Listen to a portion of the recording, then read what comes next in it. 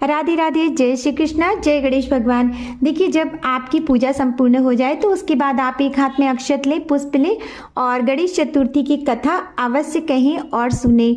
और देखिए, कथा इस प्रकार से है कि बहुत समय पहले एक बार देवादिदेव महादेव भोगवती नदी पर स्नान करने गए। माता पार्वती अकेली थी और उन्होंने अपने मैल से एक पुतले का निर्माण किया।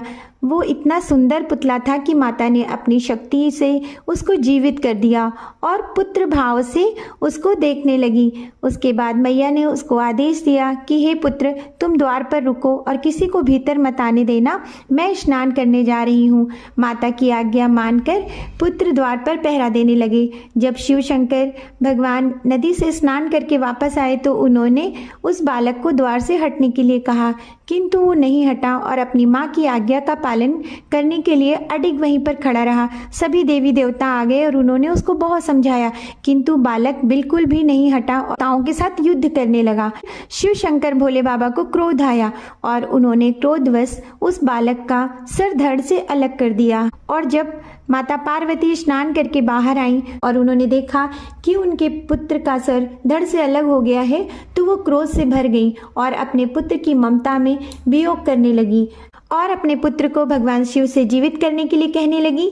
भगवान शिव ने माता की ऐसी स्थिति देखी तो भगवान शिव ने अपने गणों को आदेश दिया कि ऐसे नवजात शिशु का सर लेकर आए जिसकी माता का मुख उसके शिशु की तरफ ना हो। गण सभी तरफ विचरण करते रहे परंतु ऐसा कोई भी नवजात शिशु नहीं मिला। तब जंगल में उन्होंने एक हथनी को अपने नवजात शिशु से दूसरी तरफ मुख किए हुए देखा। उस छोटे नवजात हाथी के बच्चे का सर काटकर ले आए। फिर भगवान शिव ने अपनी शक्तियों से बालक के धड़ पर वह हाथी का सर लगा दिया और बालक जीवित हो उठा। किंतु उसका ऐसा स्वरूप देखकर सभी भयभीत होने लगे।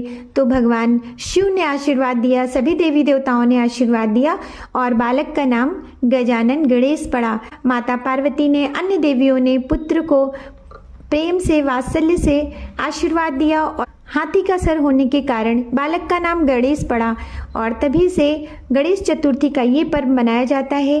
प्रतिवर्ष भाद्रपद मास के शुक्ल पक्ष की चतुर्दशी को भगवान गणेश का जन्म की या पूजन किया जाता है। इस पूजन को करने से हर प्रकार से जीवन में समृद्धि आती है, माता पार्वती भगवान शिव की कृपा प्राप्त होती है और विघ्नहर्ता भगवान गणेश की अनंत कृपा बनती है। घर में हर प्रकार से सुख समृद्धि सौभाग्य बढ़ता है और जहाँ गणेश जी होते हैं वहाँ किसी भी प्रकार के विघ्न नहीं आते।